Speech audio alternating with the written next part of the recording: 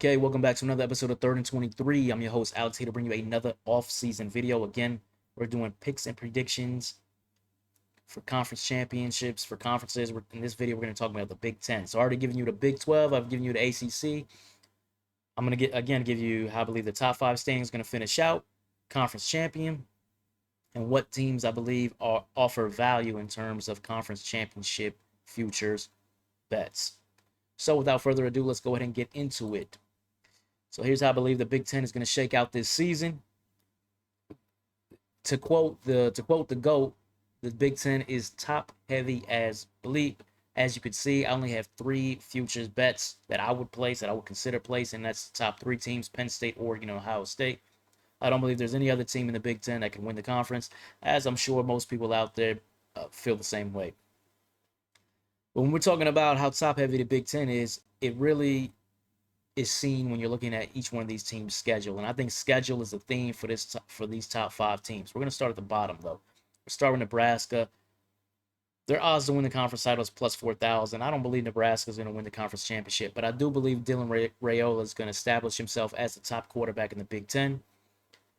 One of the issues Nebraska had last season was wide receivers to help him out in his freshman year. So Coach Matt Rule goes out and gets Dane Key, wide receiver 1 for Kentucky, transfers in. Isaiah Hunter, wide receiver 1 or 2 for Cal, transfers in. They still got Ja'Cory Barney from last season, gadget guy, really good slot player with the ball in his hands. So now you got some real pass catches for Raiola. They got a good running game with Emmett Johnson back as well. So this offense, I think, is going to take a big step forward. Where Nebraska's issue is going to be is on the defensive side, particularly the defensive front. There's a lot of turnover there.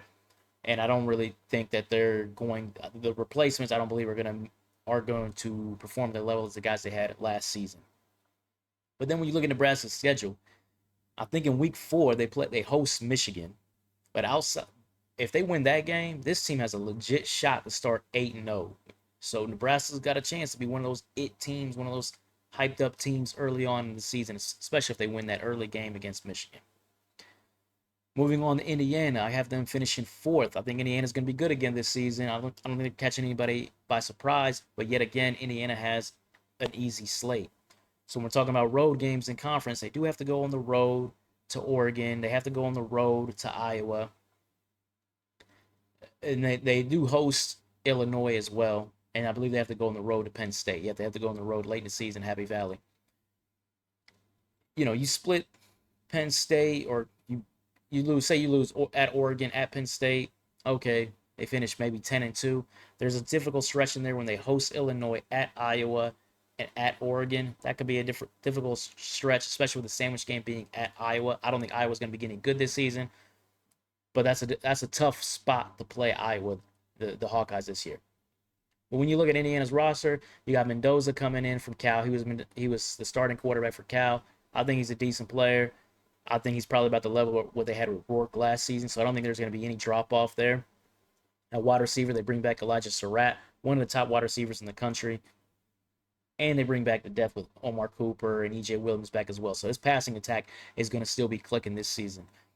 Then they bring in Roman Hemby, Maryland's starting running back. He transfers in, so I don't think there's going to be any drop-off off losing what they lost from Ty Lawton last season at running back, because Roman Hemby is a seamless transition into that. So the offense for Indiana going to be taking off. Defensively, they lost some guys up front, but they do bring back D'Angelo Pons at corner, one of the best corners in the country. And again, as I talked about, these guys have an easy schedule, so I don't think Indiana's going anywhere.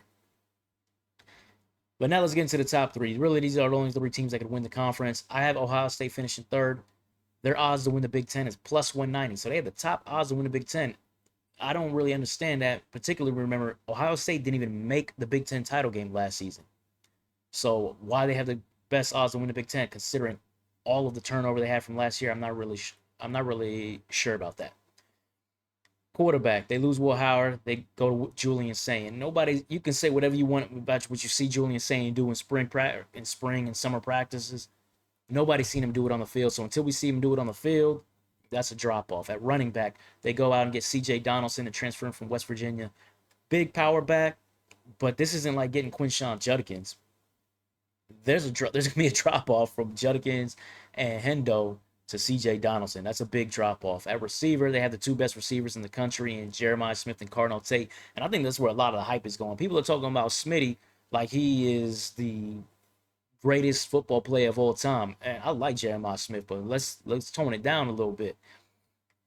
Just because you had Smitty on your roster doesn't mean you all of a sudden about to go 12-0. Because when you look at the defensive side, there's a ton of turnover on the defensive side as well. So this roster changes everywhere for Ohio State. And it's the Buckeyes, so you know they recruit and you know they got players. But I I think this team is going to fade a little from last season. Jumping into number 2, I have Oregon at Oregon's coming in at plus 320. Again, another cupcake schedule. Now they do have to go on the road to Happy Valley in what's going to be a whiteout game. I think they're going to get blasted in that game. But outside of that, they have a road game at the end of the year at Washington, and that's basically it.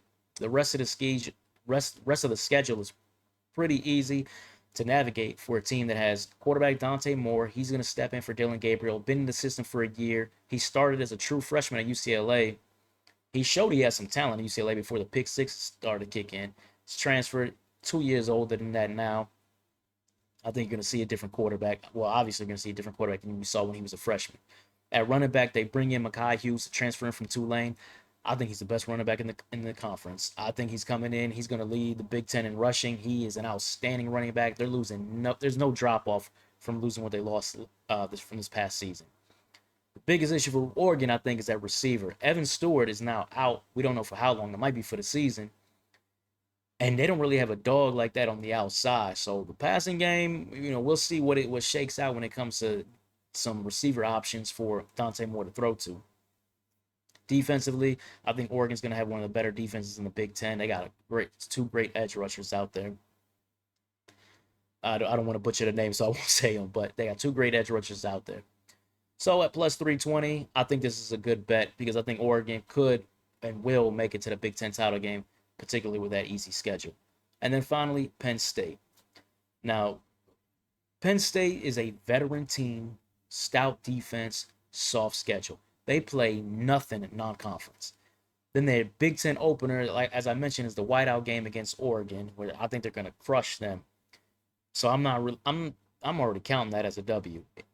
Penn State, it's really a 2-game season. At Ohio State, and then the next week they host Indiana. And as I said, I think Indiana's going to still be good, and that's a tricky game to have. Even though it's at home, it's a tricky game to have off of what's going to be an obvious emotional game against Ohio State. Even if they beat Ohio State, there's a definite letdown that's going to happen the next week. Letdown enough to lose, we don't know, but that's a tough spot to play Indiana in. So it's really a 2-game season for Penn State. Drew Aller comes back, good quarterback against the bad teams, not that great against the good teams, but we'll see what he does in his final year. Running backs, Katron Allen and Nick Singleton. I've never been their biggest fan. I've never thought they were dynamic, explosive running backs, but I'll give it to them. They've improved in their career. And last season, they looked pretty strong. I expect them to go out pretty strong. The biggest issue last season was at wide receiver. They go out and get Trevor Pena from Syracuse, their leading receiver. Absolute dog with the ball in his hands. Undersized player. Part of his stats were probably from the Syracuse system. But again, I think he's a dog with the ball in his hand, so that's a good pickup. They go get Kyron Hudson from USC. Good receiver from USC, but we're not talking about Jeremiah Smith here either, or Carnell Tate. So he's not approaching that level. But if you want to say they improved their pass catchers on the outside, I'll grant you that. And defensively, they're still going to be strong. They did lose their DC. They replaced him with Ohio State's DC and Jim Knowles. But you still got guys up front like Dennis Sutton, who's going to be one of the best edge rushers in America. So Penn State, veteran squad, cake schedule. There is talent. For me, I think Penn State's going to win the Big Ten. Plus 240 is a good bet to do. If you want to take Oregon at plus 320, I believe that's a good bet because Oregon has an easy schedule. And if they get there, all you are 60 minutes away from cashing out.